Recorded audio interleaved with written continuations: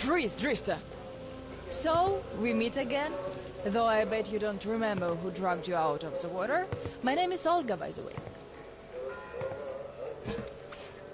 Was it you fighting the Master of the Forest? Awesome. Our hunters had been staying away from him for years. Damn it. Sorry, teacher. The logs all rusted up. Your friend Alyosha is already at the dam. He said your colonel won't wait, so you don't have much time. Sorry, I can't take you there. At today's council session, the pirates moved to attack your train, but they had no right to even call one without me present. As usual, I need to go and sort this out. But I have a few minutes to give you some directions. You need a boat to get to the dam. And our pirates keep all the boats at their swamp camp. They are not the sharing kind, but that's no reason to attack. Nobody wants bloodshed, so just stay out of their sight. Take the road to the barricade. Go down to the swamp and find the dock. That's where Alyosha and I took the boat from. Teacher, forgive me. There are some left, but be careful. Well, Drifter, take care. And don't make me sorry I helped you people. Tell Alyosha I said hi. I'll stay a bit longer to tend to the grave of the teacher.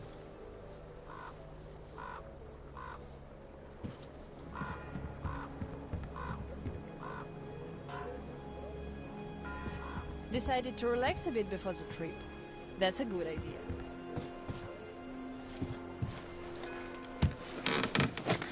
And I'm stuck in thought here. Once the master decided to haunt the vicinity, people all but stopped coming here, though they haven't forgotten. The teacher raised us all, taught us how to survive in the forest. If not for him, we'd all be long dead. So the girls used to come here every day, and the boys still make it from time to time. Even Roman does visit, though it was because of him that the teacher left back then. Most of us went on a trip down the river. There were just a few people left on duty in the camp. When we came back, we found it raided by bandits. It still pains me to remember the scene. Can't even describe it. Once we and the younger group were done crying, the teacher was digging the graves alone. The elder boys were nowhere to be seen.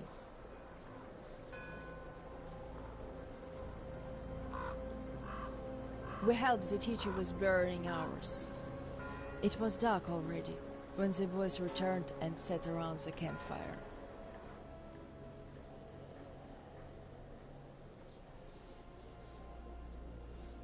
Roman was so covered with blood. You could only see his eyes and teeth. Then they started talking. Tracking was easy. The bandits didn't even try covering their tracks.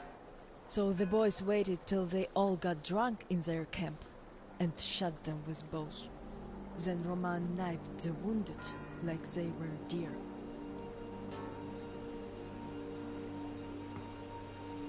The teacher just sat there listening. I can still see his chin tremble. And he didn't say anything. Anything at all. They understood what he meant anyway.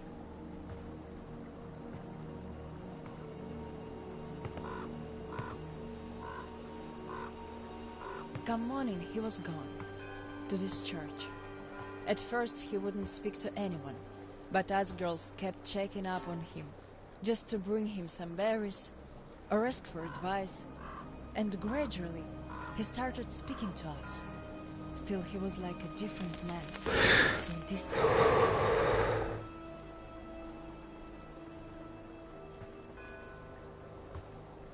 He never talked to the older boys anymore, though he'd reply to their letters, and to the rest of us who'd keep visiting him, he would always say we had to become their conscience, keep them from becoming monsters.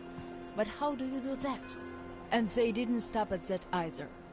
Started calling themselves pirates, made the floated lumber mill in the swamp their private HQ, Then, they started hanging bandits from the posts, calling them musts. One day they took about 10 bandits alive and used them to test all the boys. Made them kill the bastards. None of ours could do it. And they all got called cowards for that. And then got ostracized. That's how the pioneers came to be.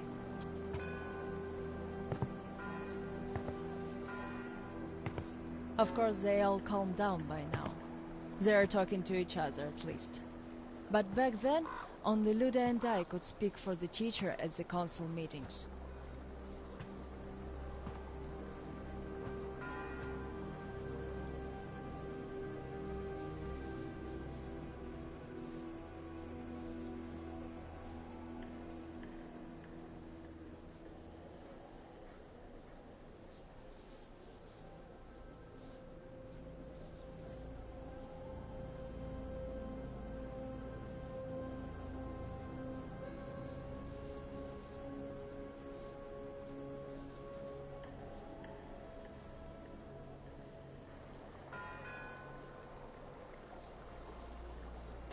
In the end, Luda and a few boys just couldn't take it anymore and left.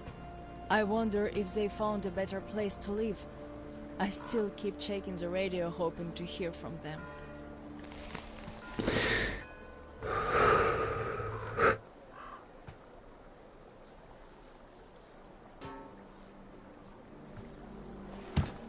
The teacher hoped too, but that hope didn't last long. They left in July, and in September he shot himself. That seemed to get through to Roman. He got calmer. Some of the elder guys went over to the pioneers. After all, the important thing is that we stay together. So now I have an important voice at the council. 'Cause I can kick ass if they don't listen. And not just because they're not supposed to hurt girls. A fair fight is a fair fight. Thing is, the only one I lost to in a fair fight was Roman. And even then, I gave him a blue eye he had to wear for a week. That earned his respect. The one I had the most trouble with was the Admiral. He was Roman's right-hand man. Wouldn't leave the lumber mill no matter what. Kept saying we must defend it if we don't want the mutants to eat the whole valley. But the radiation levels kept climbing there. Roman checked it with the counter himself. So at one council meeting, Roman and our instructors had everyone vote against the Admiral, and the pirates went on to build a new fort near the shore, where it's still okay to stay.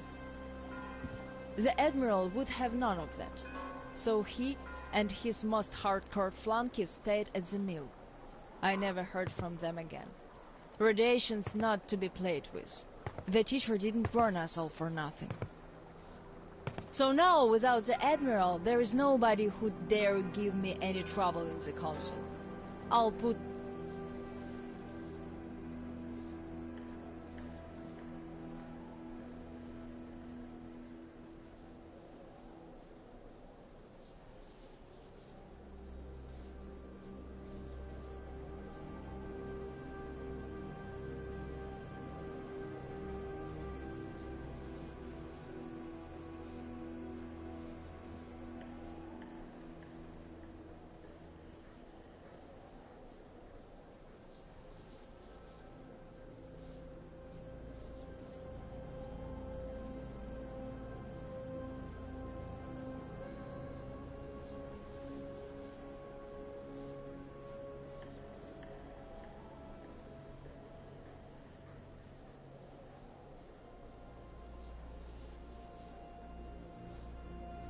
a leash on them tonight, all right.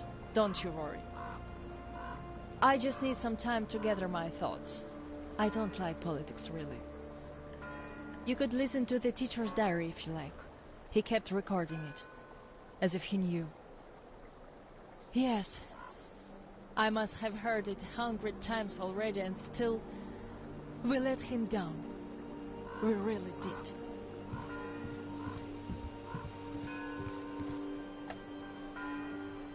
The radio's silent. My last hope for giving them a positive goal, leading them out of this forest dead end, was a complete fluke. Where did I go wrong? How could these great, talented, active...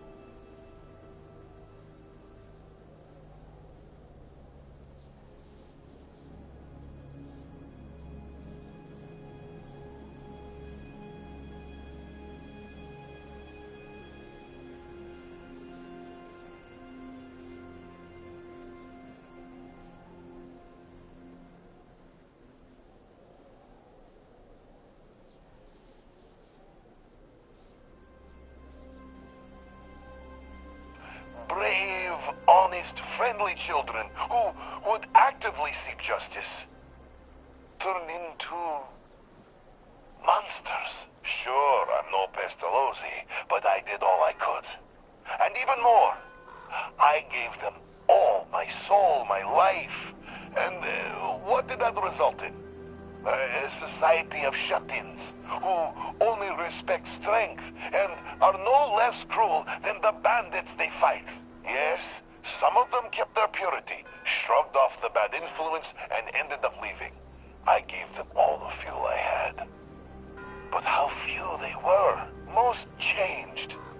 Could it be that in this world that routinely changes even the harmless animals into nightmarish freaks, mankind simply has no future? What is there to hope for? What's the point of even going through the motions anymore? Well, at tonight's council session, I'm going to remind them all what the teacher thought in the end. I'll give them a piece of my mind. Did the teacher save us all so that we could just attack people? Defending ourselves is one thing, but attacking, they can't deny that. And we'll have to stand down. Those pirates. Oh, boys.